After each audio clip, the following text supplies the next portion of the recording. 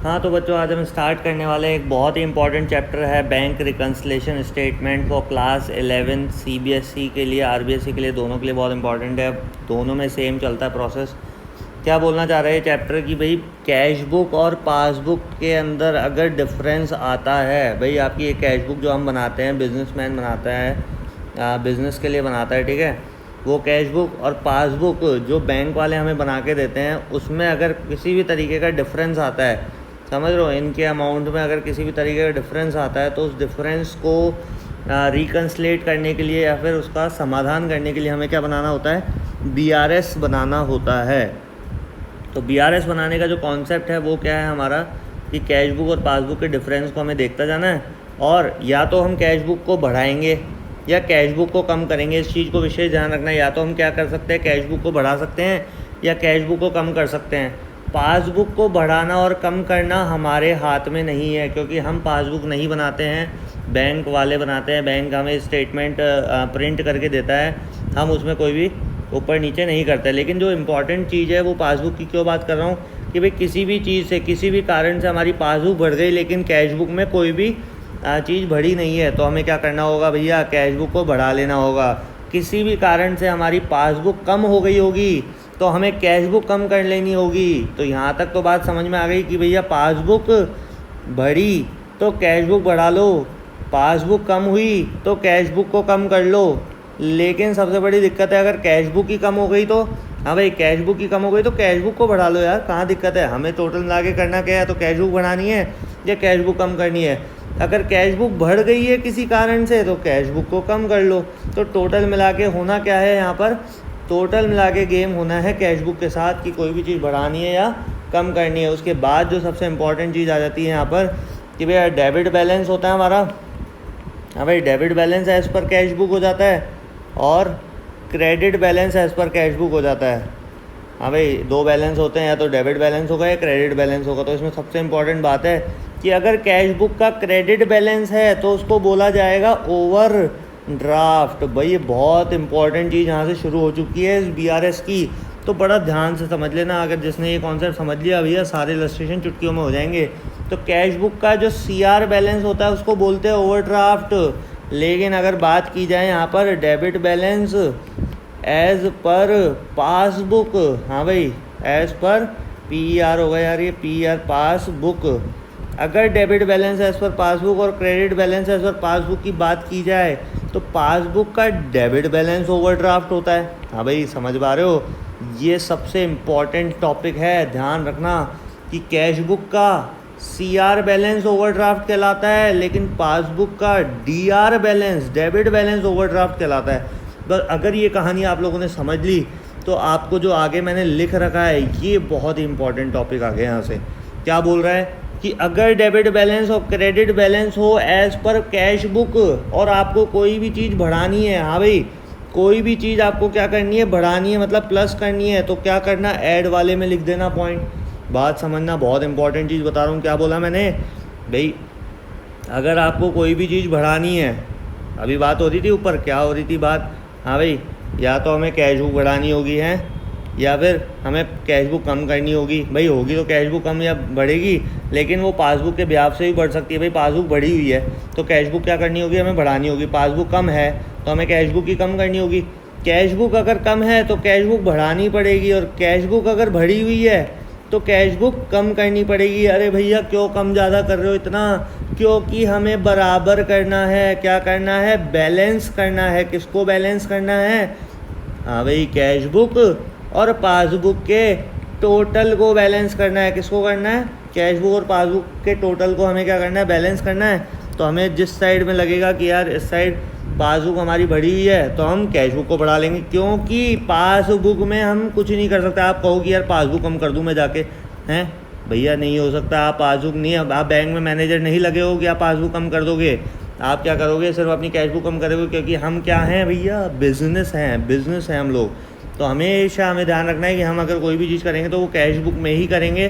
तो सबसे इम्पॉर्टेंट चीज़ जो मैं यहाँ समझा रहा हूँ कि कैश बुक का अगर डीआर बैलेंस हो या सीआर बैलेंस हो, कोई सा भी बैलेंस आ जाए कैश बुक का, अगर आपको कोई भी चीज़ बढ़ानी है तो ऐड कर देना, और कोई भी चीज़ कम करनी है भैया, कम करनी है, लेस करनी है, मान लो हमारी पासबुक कम हो रही है तो हमें कैश बुक ही कम कर सकते हैं, पासबुक को नहीं बढ़ा सकते, जाकर बढ़ा सकते हो कि भैया पासबुक को जाके नहीं बढ़ा सकते, भैया बैंक में मैनेजर लगे ही नहीं, जिस दिन लगेंगे तो उस दिन बढ़ा देंगे, आ रही बात समझ में।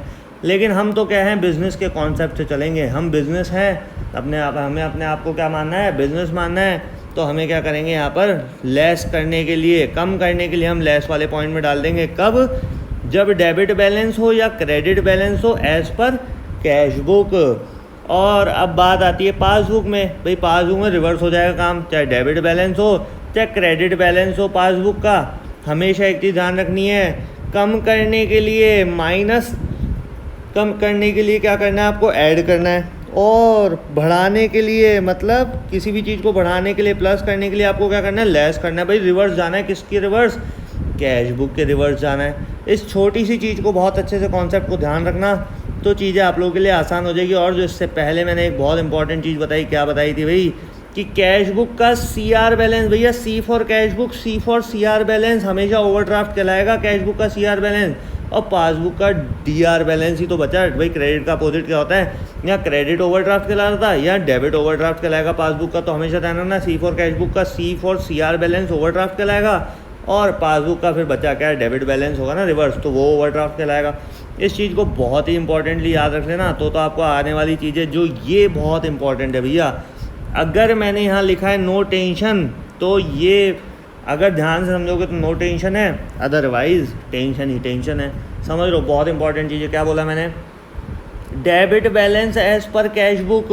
हाँ भाई, डेबिट बैलेंस एज पर कैश बुक का मतलब क्या है, कोई भी चीज़ हमारे पास आ रही है, भाई डेबिट बैलेंस मतलब कोई चीज़ आ रही है, और आ रही है मतलब डेबिट को हमेशा किससे लोकेट किया जाता है भैया, पॉजिटिव से किया जाता है। देखो अगर समझना है तो इसको ध्यान सुनना, कि डेबिट को हमेशा पॉजिटिव से लोकेट किया जाता है, क्योंकि कैश बुक में अगर कोई चीज़ आती है तो उसको क्या करते हैं, हम डेबिट करते हैं, और कोई चीज़ आना दैट मीन्स प्रॉफिट का सौदा है, कोई चीज़ जा रही है मतलब हमारे पास से कोई चीज़ निकल रही है। इस कॉन्सेप्ट को ध्यान रखना, ज़्यादा डेप्थ में मत घुसना इसके लिए, क्योंकि ये अगर ध्यान रखोगे डेबिट मतलब पॉजिटिव, तो आपका आंसर ईजी हो जाएगा। देखो डेबिट अगर पॉजिटिव है, आपका डेबिट बैलेंस एज पर कैश बुक दे रखा है, और आंसर आपका क्या आ रहा है, आंसर क्या आ रहा है, पॉजिटिव में आ रहा है, कोई टेंशन वाली बात ही नहीं है, नो टेंशन। हाँ भाई, कोई टेंशन वाली बात नहीं है, क्यों, क्योंकि डेबिट का क्या हो जाएगा, फिर आंसर क्रेडिट हो जाएगा। लेकिन यहाँ तो देखो डेबिट का डेबिट दे रखा है, कौन सी कंडीशन में दे रखा है, जब डेबिट बैलेंस एज पर कैश बुक होगा लेकिन आंसर नेगेटिव में आ जाएगा। आंसर अगर नेगेटिव में आया तो डेबिट का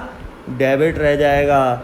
इसके बाद अब चलते भैया कि ये तो फिक्स है, कैश बुक का पासबुक है ना, पासबुक का कैश बुक, कैश बुक का पासबुक, ऊपर कैश बुक लिखा होगा, नीचे पासबुक होगा, ऊपर पासबुक होगा, नीचे कैश बुक होगा, इसमें कोई टेंशन नहीं है।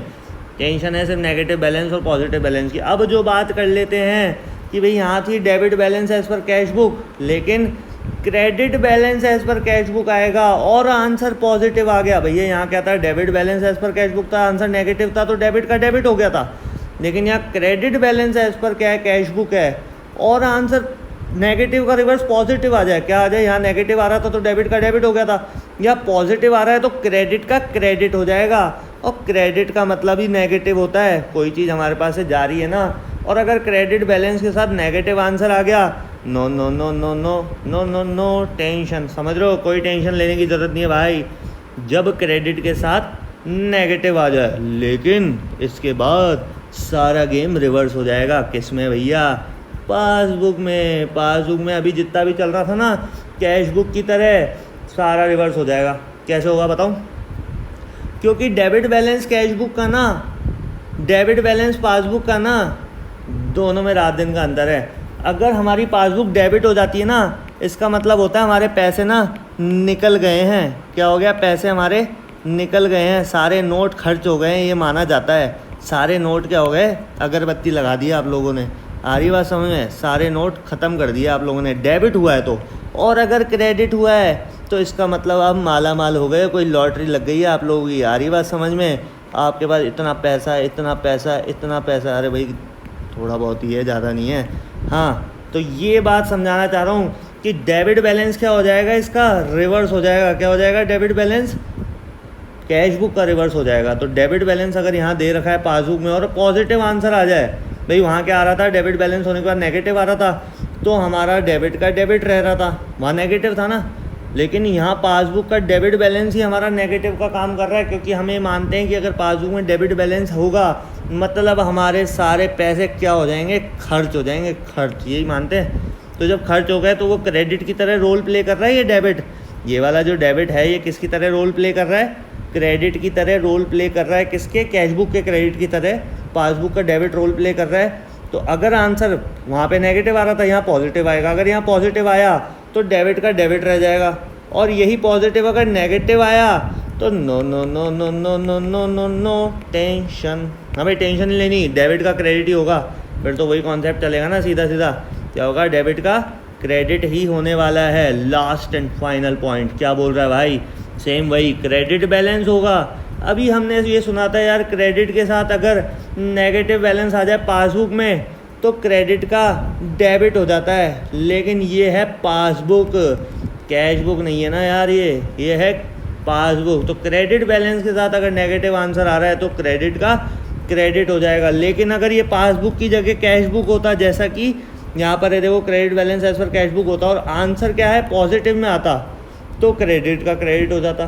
तो देखो इधर नेगेटिव पॉजिटिव पॉजिटिव नेगेटिव, तो किसी भी एक चीज़ को ध्यान रख लो भैया, कैशबुक को पकड़ लो आप और कैशबुक का रिवर्स कर दो, किसमें, पासबुक में रिवर्स कर दो।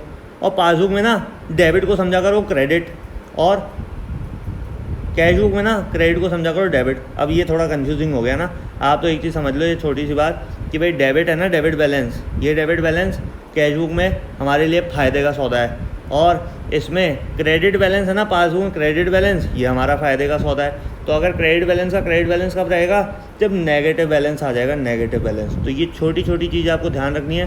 हो सकता है आप लोगों को चीज़ें थोड़ी सी कम समझ में आई हो, भाई इतना एफर्ट लगा दिया मैंने, अब तो चीज़ें समझ में आ जानी चाहिए। बार बार वीडियो देखो, इतनी बार देखो, सब समझ में आ जाएगा। और उसके बाद फिर इलस्ट्रेशन करो, क्वेश्चंस में अनसॉल्व सॉल्व करके आपको बताऊंगा, वो देखो, सारी चीज़ें क्लियर हो जाएंगी।